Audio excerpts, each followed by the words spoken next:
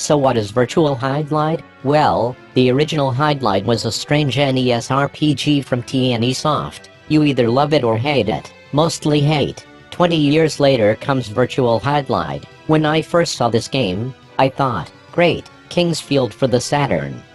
King's Field was a dark first-person adventure game that felt more like survival horror than anything else.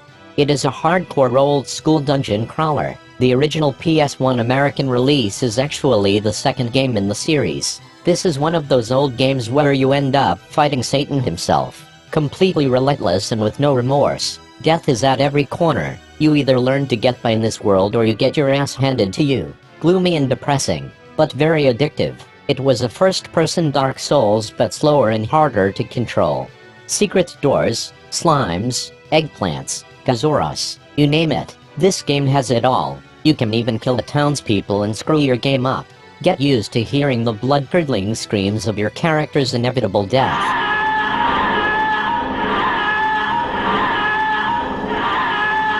To me, it was the original Dark Souls. It also makes sense that From Software developed it. There were sequels and similar games that were featured on the PS2 as well. Just as difficult. So, what is Virtual Hydlide? Virtual Hydlide is not King's Field or Dark Souls. Although there are some similarities to note, it's more of an action version of the genre with a really choppy frame rate. But there is more. The world is randomly generated. Normally I hated this in the Dreamcast era. Randomly generated dungeons seem like an easy way out to me. Old-school designers took pride in their dungeon design skills. Virtual Hydlide forgoes this, yet the world is still quite appealing. In this particular case, this works quite well, but I digress. Let's start from the top. There's a beautifully horrible cinematic intro. Any Saturn lover knows these were all the rage. This particular intro tells you everything you need to know. Satan takes girl. World needs saving. Press start.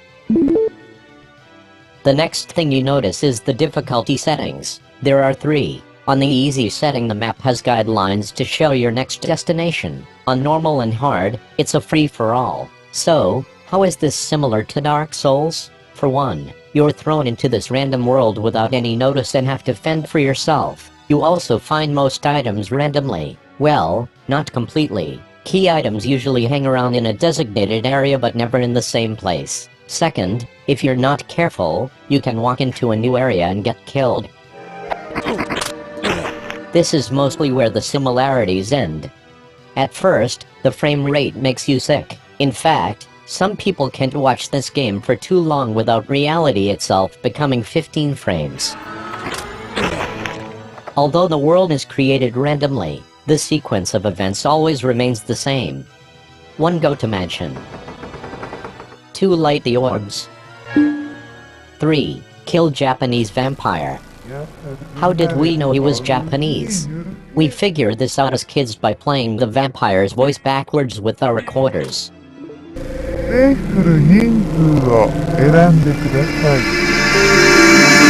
Nightmare-inducing sounds. Run to the underground tunnel filled with imps throwing feces and giant lightning bolts. Grab your hilarious flute. Become Hydlide Flute Master in this dark universe.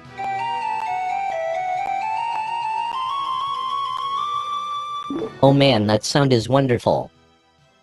When you pick up too many items and become over-encumbered, the game dips down to something like 5 frames per second, making it completely atrocious. When I first played this game, I was confused as to why it slowed down to unplayable levels and restarted my game. Only later did I notice that little blinking wait symbol at the top of my screen. So why is this game good shit? Simple. It's entertaining as hell. It's fun to play, and it gives you an overwhelming sense of accomplishment. Who could ask for more? I always wanted the Saturn to have better games than the PlayStation, so I refused to admit that PS1 had the better library. When I first played Hydlide, I was quick to judge. The game initially comes off as nasty, choppy, hard to play, etc. But there is so much more to this game. In fact, many shit games have provided much entertainment and challenge over the years. They just need extended plays. Why should anyone like shit games, you ask? In the beginning, you have a right to hate them. In the old days, buying a $50 box of fecal felt like a nightmare. It was the ultimate betrayal of the industry. Sometimes we'd be stuck with a game like Karate Champ for 6 months at a time. You had to make the best of what you had. Conquering these turds becomes a nostalgic triumph, a testament to your endurance, a golden achievement to our young souls. This achievement follows us into the future as we age and feelings of completion, resolution, and closure are born. Hydlide may well hold the secret to life in the form of accomplishment and overcoming obstacles. It could very well be the most important game in my life. There was such an adventure to be had in Virtual Hydlide, if only I gave it a chance. Looking at it now, this game was way ahead of its time. It combines adventure with fantasy and exploration. It even adds some crazy action sequences like this insane minecart ride. It almost feels like the programmers wanted an arcade-style RPG. They even give you a quick continue option when you die. Reminds me of Street Fighter 2.